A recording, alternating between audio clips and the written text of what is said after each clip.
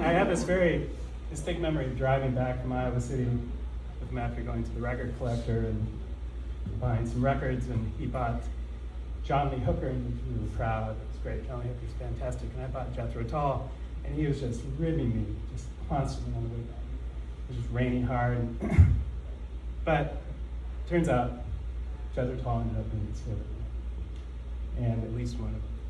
And that's really one of my fondest memories. It was just, we spent a lot of time together.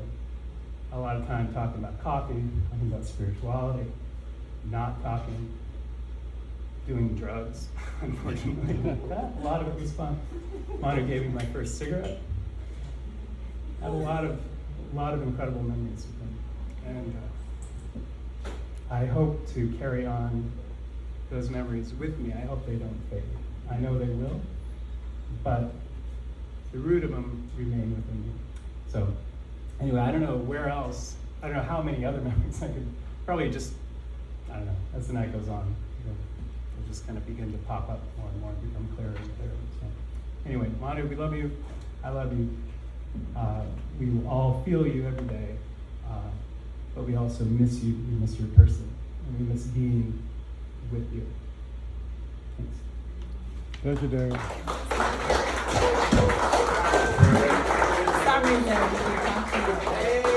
Sorry, Darren. Guys, don't be shy. Come on. Girl, you're not singing a music song. You don't know what I'm about. We're going to live this moment authentically, just like Manu, right? So I may not have had the pleasure of knowing or meeting everyone here, and I have to say that, honestly, I didn't get the pleasure of actually making the physical acquaintance of Manu. Yet the spiritual acquaintance of him is very strong. And I feel it even now. And listening to all of your stories about him opens me up to even more insight on the emotions that I'm feeling in this moment about him. And just knowing that he was an authentic person just such as I'm a very authentic person. I live on those principles strongly, and he taught me something. Whether he knows it or not, I'll share it with you all.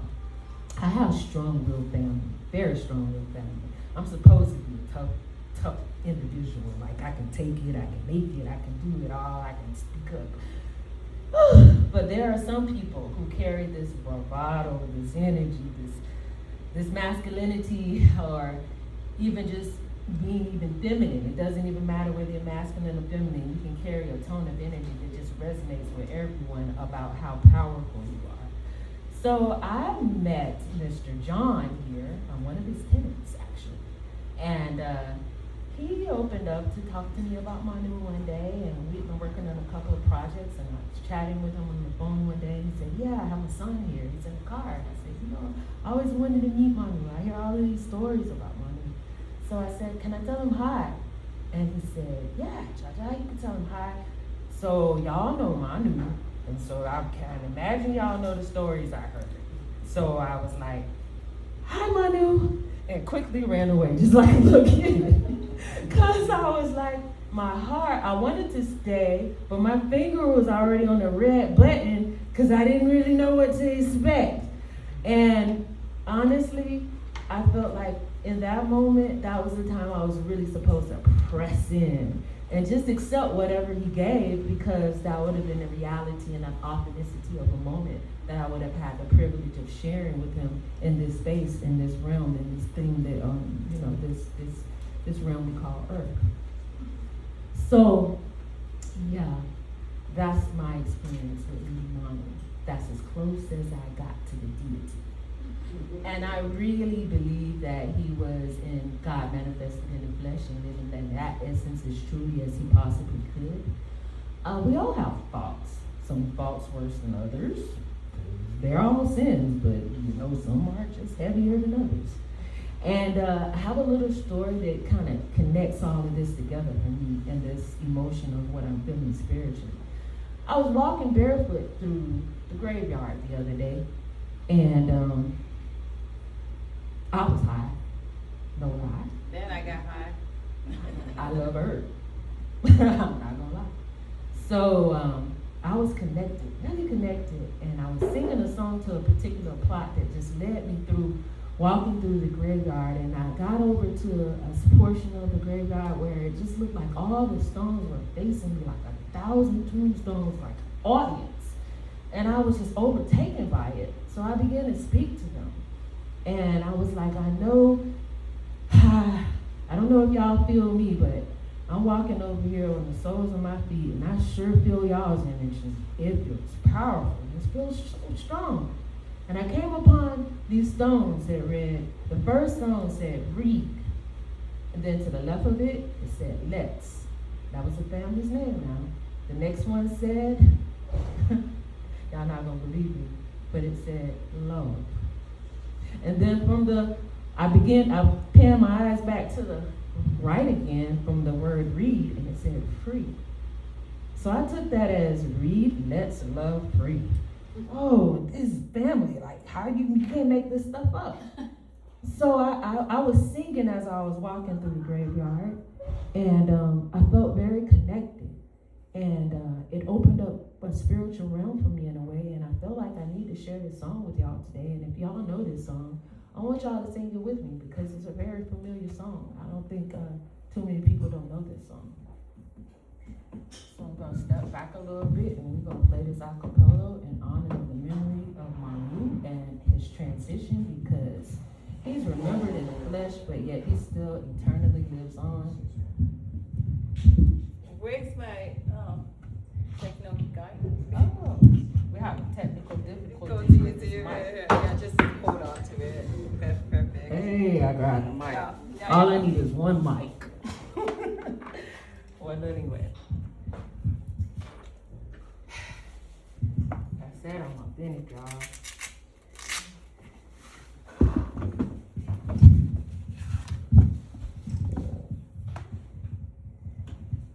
For the beauty of the earth, for the beauty of the skies, friends on earth and friends above, for our gentle hearts of mine, for our gentle thoughts of mine, most of all to thee, excuse me, it's a little nervous, most of all to thee we raise this our joyful hymn of thanks. Because we will always remember that we are in this realm physically and we are walking as one. Often we don't reflect that energy, but yet it's still in existence in every movement that we make. And I feel that this young man took a moment of a vow with silence. He even separated self from the rest. He separated and secluded himself so that he can get into self and know self. And that's something that we often don't take the time to do. And that shows a representation of his loving energy to understand who he needed to be. And he is never going to be forgotten. His energy never dies. And he has a tremendous loving family who's giving him support in every angle so that he could live to be the fullest energy that he could possibly be, whether we agreed with it or not. He had to be who he needed to be, and he was strong in that essence.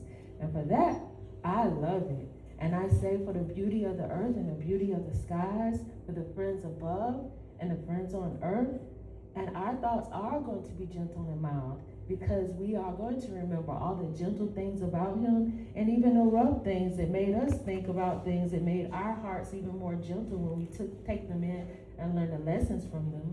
Because there's no encounter that we have here by accident. This is all a divine appointment.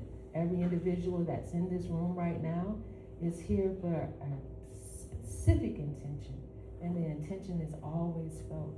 So move like that in everyday life, and remember, for the beauty of the earth, for the beauty of the skies, friends on earth and friends above, for our gentle hearts of mine, or gentle thoughts are mild, though most of all to thee we raise. 'Tis our joyful things of praise. Thank you, Cha-Cha. Yes, that's it.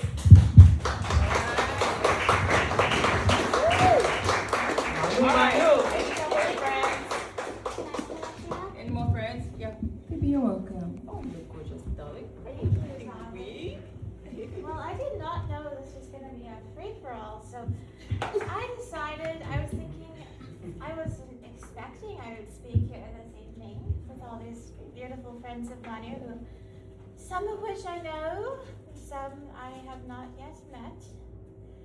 Anyway, I was just sitting in the back thinking Manu would have wanted me to say something here this evening. I met him. One night I was at the pub and Chris, somehow we were having some drinks and he brought me and introduced me to Manu that night. And it was a very fateful evening because Manu and I struck up a friendship that was like nothing I'd had since I was, word escaping me, well, a prep school girl, essentially, in essence. And he was the first thing I had to that, and he actually, his whole family showed me love and non-discrimination. They took me in like I was a little orphan. I had gone and done some things my family had told me not to, and I didn't have much of a family when I returned to Fairfield. They took me in, and I started to associate Manu with all things. He was like the presence of love. Like when I saw him, that's what I noticed, that without even noticing truly that he was that. And when I met him, he was mute or not speaking, without silence. Yet he actually confessed to me several years later that it was because I didn't give up on talking to him that he decided to learn himself to talk again. And I felt like I could never take full responsibility for him starting to talk again or the things he said, but nonetheless, I was honored he wanted to thank me, from the little me who had nowhere to turn to suddenly having a place that welcomed me with well, they took me in, and I would often find myself at all hours of the day and night wandering over to their house because I had nowhere else to go, and they fed me and even clothed me. And this is just because no matter what side of him, I refuse to ever cease loving someone who I knew could be so kind and thoughtful and put me up on a pedestal. And I want to do the same for him.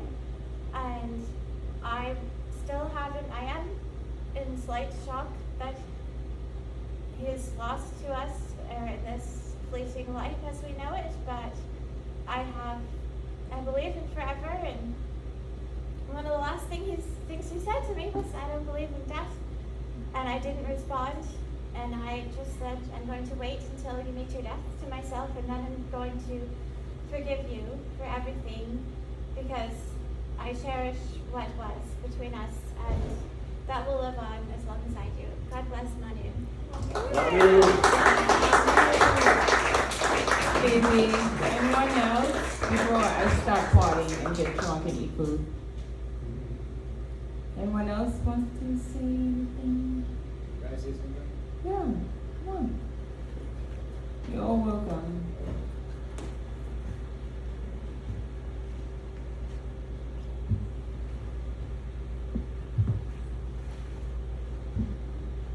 So, I never met Manu. I may have saw him on occasion when I was here. But truly, he's a figure that was not in my life, and I did not know existed before today. But I feel myself having a shocking comparison or resonance with a number of his experiences. I don't view myself as schizophrenic, and I don't even really think that's real. But when I was 14, I was diagnosed with negative schizophrenia. And as certain things from my life have begun to resurface to become clear, I've felt less here in a way that I feel like I can cleanly express to people and make sense of. And I find Manu's story to be very frightening, for one, to acknowledge certain comparisons and where they might or may not lead as it results to family and loved one. But I also find it to be a tremendous and a huge call of strength to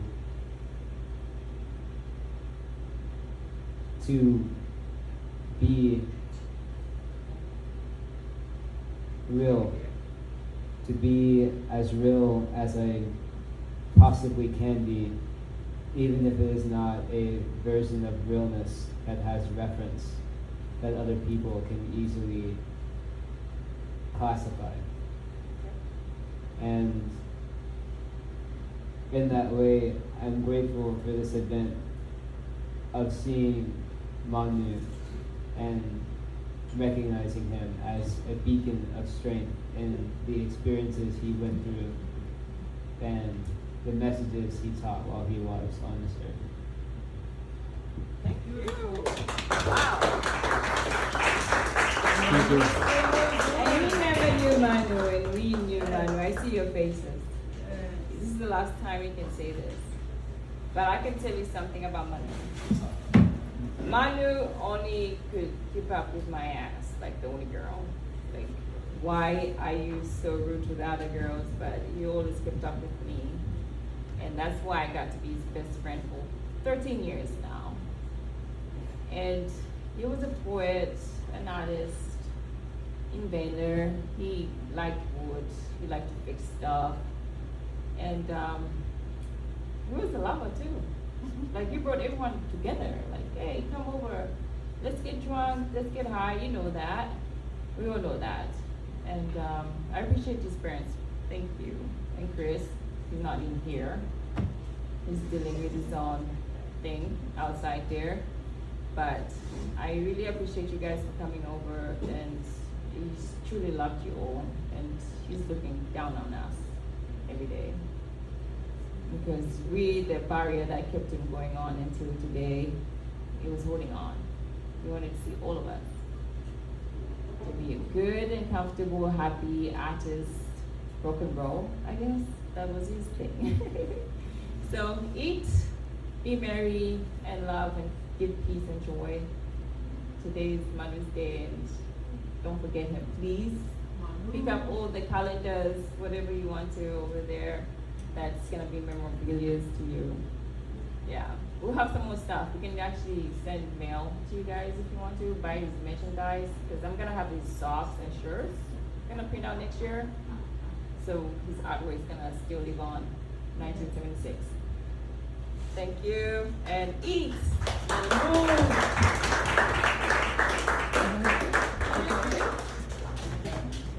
Okay. All right, I'm gonna go check some. Hi.